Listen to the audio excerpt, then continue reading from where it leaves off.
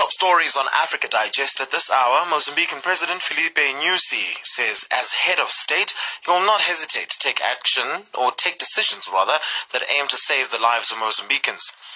Heads of religious groups in the Democratic Republic of Congo have denounced threats that they are currently victim of. And the Zambian Kwacha has shown some massive gain against other major currencies, especially the US dollar in the last few days. Right now, though, it's time for your latest news bulletin. Here's Tabiso Lihoko. SABC News.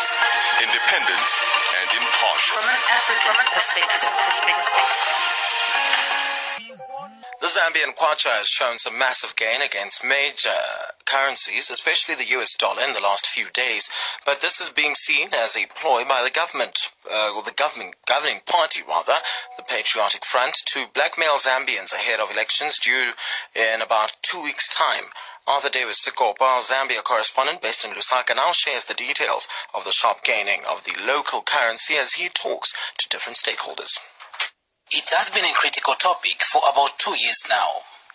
The Zambian currency, Kwacha, has been hitting lows and performing beyond what many expected it to. This is arguably the first time the currency depreciated that low against major convertible currencies, like the US dollar. But in the last few days, citizens experienced a shocker, as a local currency that has for over a year now been trading at what many considered as the lowest, with $1 trading at 23 Kwacha, sharply appreciated to end of last week trading at 18 Kwacha per US dollar. This drastic gaining is however being received with mixed feelings, as concerns have it that the government is trying to blackmail Zambians ahead of the elections in 2 weeks' time.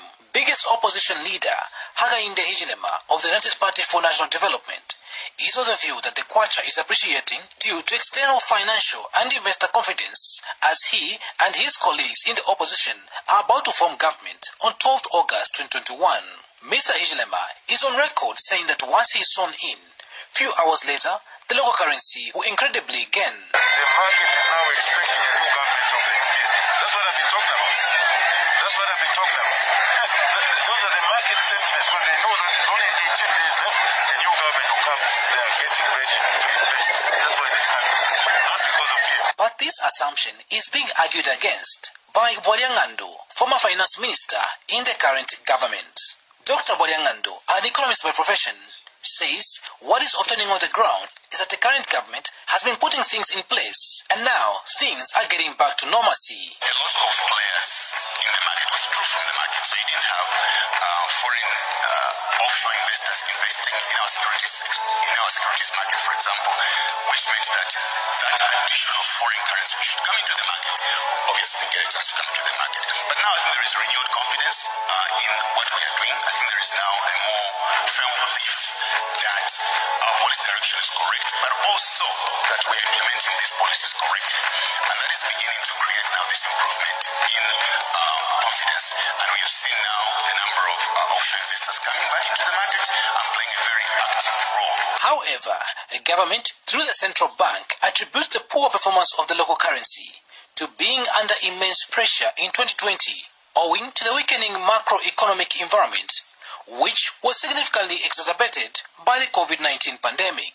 Through its communication division officer, Besnat Mwanza, the Bank of Zambia says strong recovery in the copper prices on the international market and the bank's injection of foreign exchange liquidity back into the market to reduce excess demand experienced since mid-2020, and that government sureties have also significantly increased to the positive performance of the market. I talked to an economist, Trevor Hambai, to give an independent view on this matter. The first one is that you've had an injection of inflows of hard currency either from the central bank or from a third party. And the second one would have been that we have agreed and we have had an agreement with the IMF to actually support us post the election. There are a number of positives that have happened for the country, of course.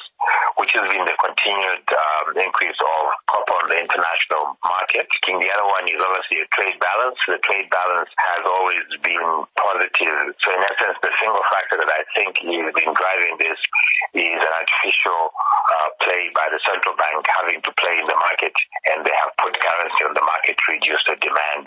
And I think this is short term. Asked if this is just but a temporal appreciation of the local currency, economist Hambai has this to say. The long-term projection is it is going to be seriously determined by how we negotiate our position post-election regarding our debt restructuring with the IMF. If we can lock this in, we'll see that our currency is going to appreciate. If we are unable to lock in this in and we resume having to make our debt repayment, because at the moment, one of the key factors that has maintained the exchange rate has been the fact that as a country, we have defaulted on our debt and we have not been meeting our debt repayment.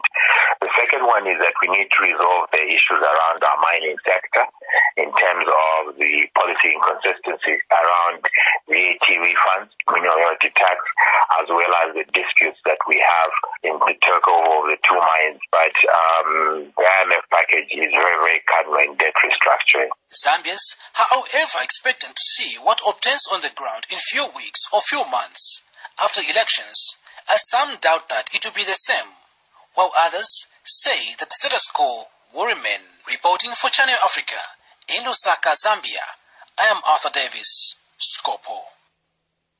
The Director General of the Nigerian Center for Disease Control, Dr. Chikwe Ihekauzu, has confirmed that about 14,343 cases of cholera infection has been recorded in 15 of Nigeria's 36 states since the beginning of 2021.